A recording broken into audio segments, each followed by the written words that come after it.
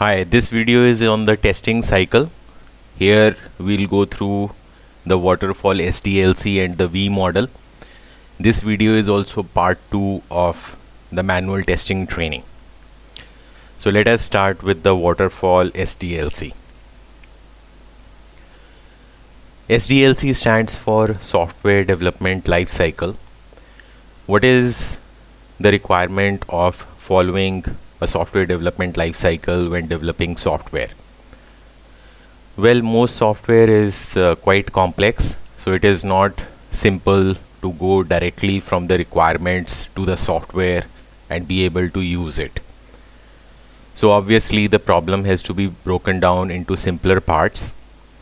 Any SDLC gives us a way in which we can divide up the activities of software development into individual activities, and those activities are done one after the other or in parallel, as the case may be. So the software development lifecycle is really a sequence or a set of activities that have to be done one after the other, or maybe with a bit of an overlap, so that the software can be developed with quality and meeting the requirements. Sometimes instead of SDLC, people refer to it as the model. So you may have heard about the waterfall model or the iterative model or the agile model.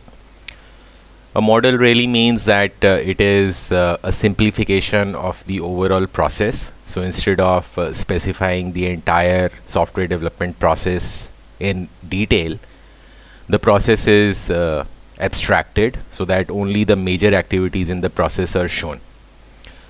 So let us start with understanding the Waterfall Sdlc. Well, the very first activity that is done in the Waterfall Sdlc is the requirements analysis.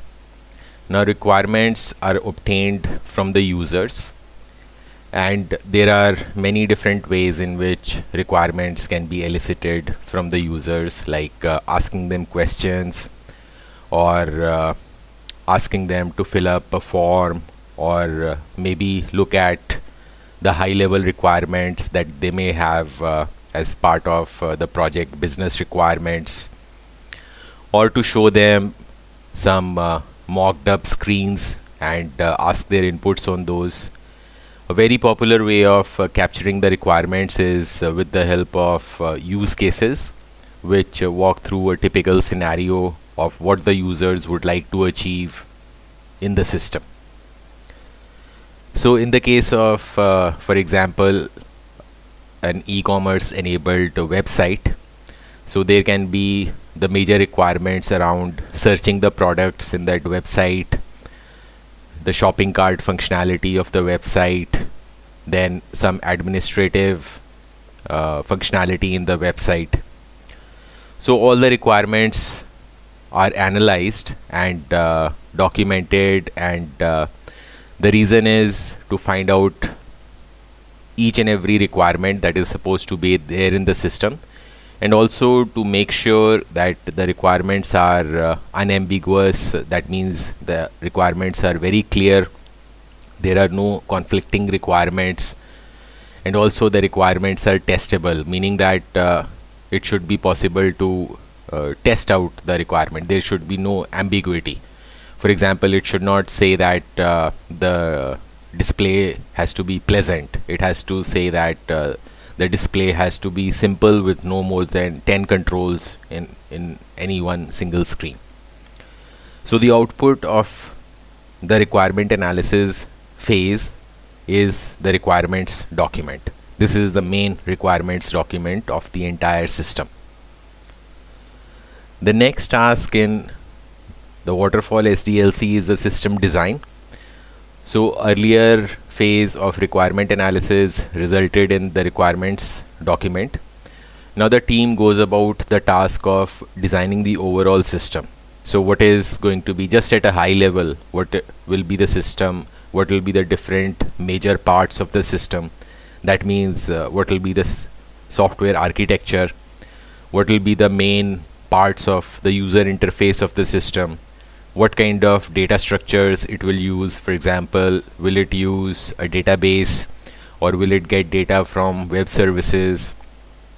What kind of major reports are required from the system?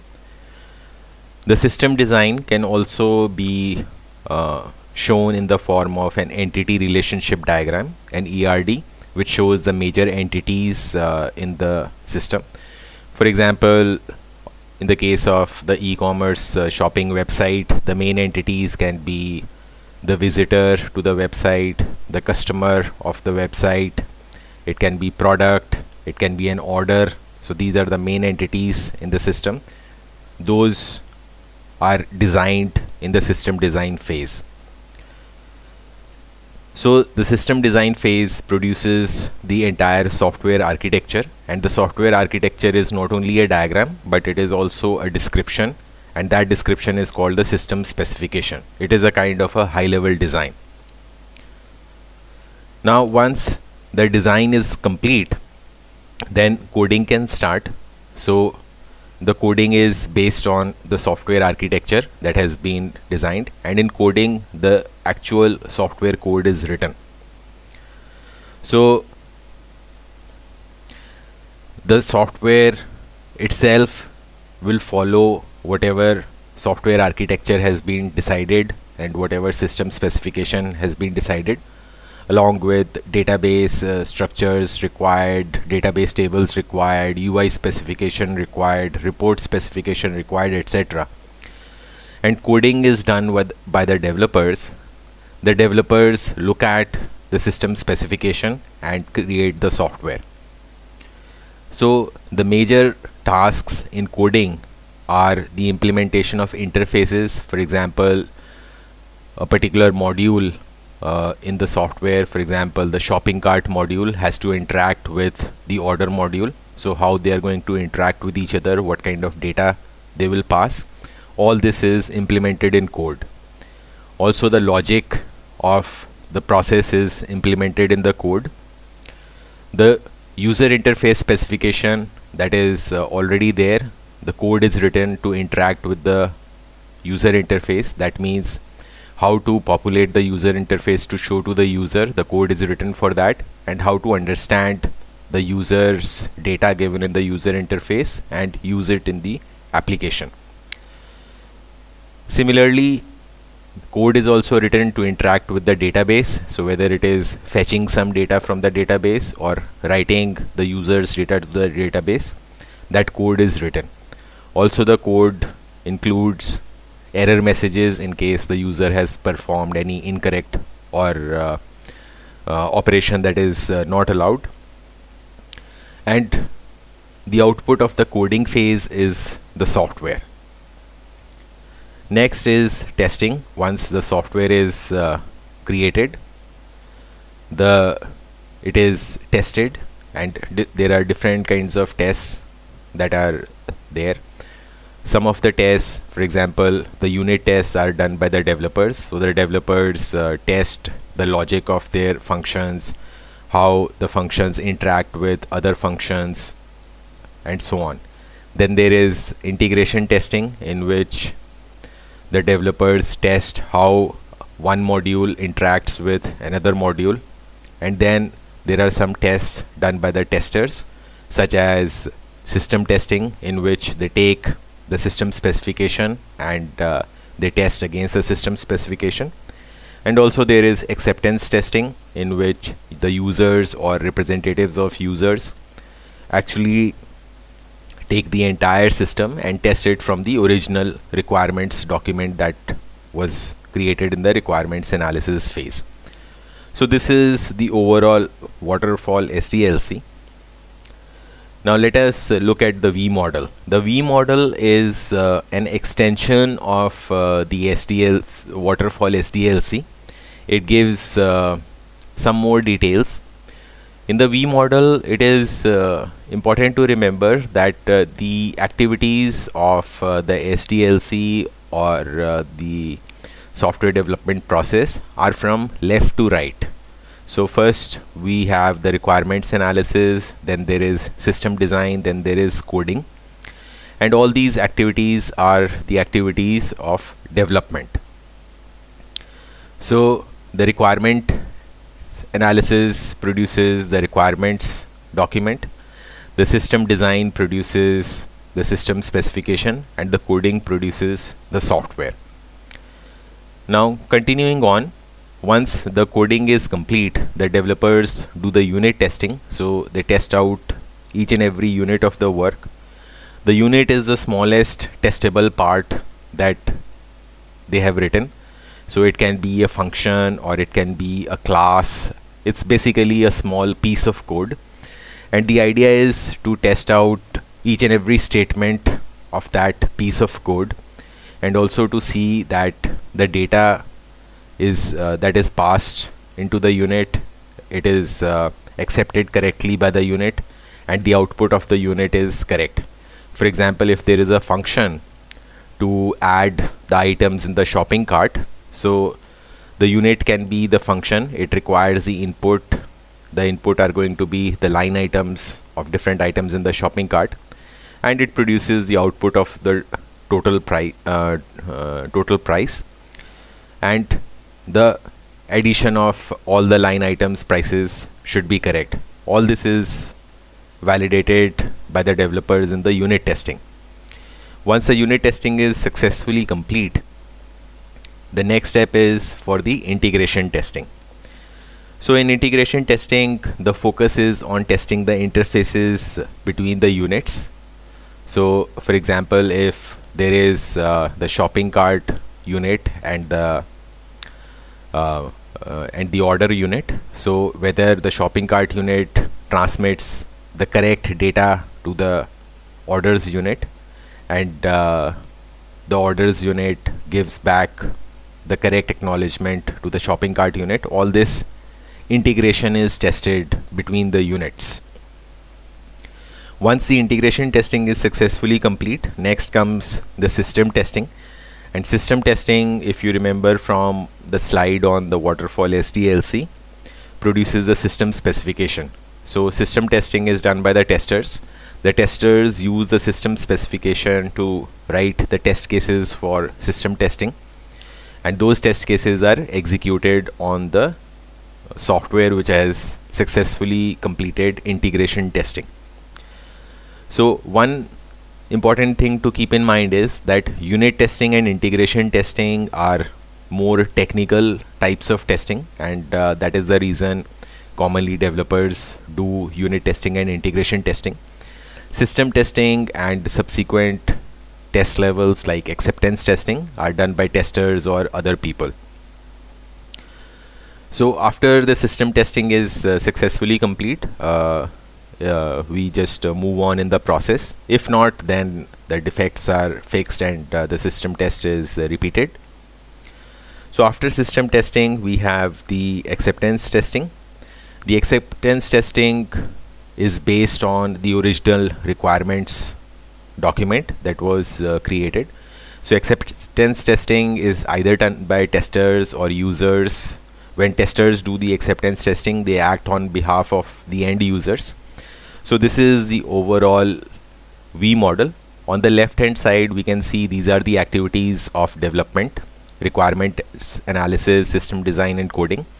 And on the right hand side, we have the testing activities: unit testing, integration testing, system testing, and acceptance testing. Overall, it is in the shape of a V. That is why it is called a V model. And the activities of the V model are from left to right. So first, requirements analysis is done, then system design and coding is done, then unit testing, integration testing, system testing, and acceptance testing. The coding is at the level of unit testing because the unit testing is done on the code that is created. The integration testing is on the level of system design because the system design is where the interfaces between the units are decided. The system testing is also at the level of system design because system testing is done with respect to the system specification.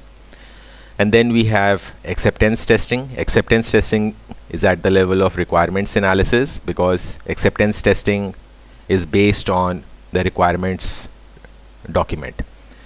So this is the overall V model. We move from left to right: requirements analysis, system design, coding, unit testing, integration testing, system testing, and acceptance testing.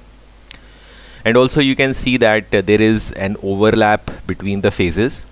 Requirements analysis and system design, it is not that once the requirements analysis is complete for each and every requirement, only then the system design can begin. No, there can be an overlap. Once the requirements analysis is complete for a particular part of the system, that particular part of the system design can begin. So it is really an overlapping process, and same holds true for system design and coding. As soon as some system design is ready, coding can begin on that particular part of the system. Coding and unit testing is one after the other, and here in unit testing we can see unit testing and integration testing can overlap. So the units that are complete and whose unit testing is successfully complete, integration testing can be done on those, and same for the overlap between system testing and acceptance testing. So that is about the Waterfall Sdlc and the V model. So I hope it is clear to you what is an SDLC, software development lifecycle. Basically it is a set of activities that defines or guides us what are the major activities that we should perform in order to build quality software. And it is also called a model because it is an abstraction or a simplification of the activities we are supposed to perform. We saw the Waterfall Sdlc. Waterfall Sdlc has 4 major activities: requirements analysis, system design, coding, and testing. And V model really extends the Waterfall Sdlc by showing the activities and the relationship between them. So in V model we can see there is relationship between coding and unit testing. There is a relationship between system design and integration testing, system design and system testing, and also requirements analysis and acceptance testing. So that is all for this video. I hope it was useful to you. See you in the next video. Thank you.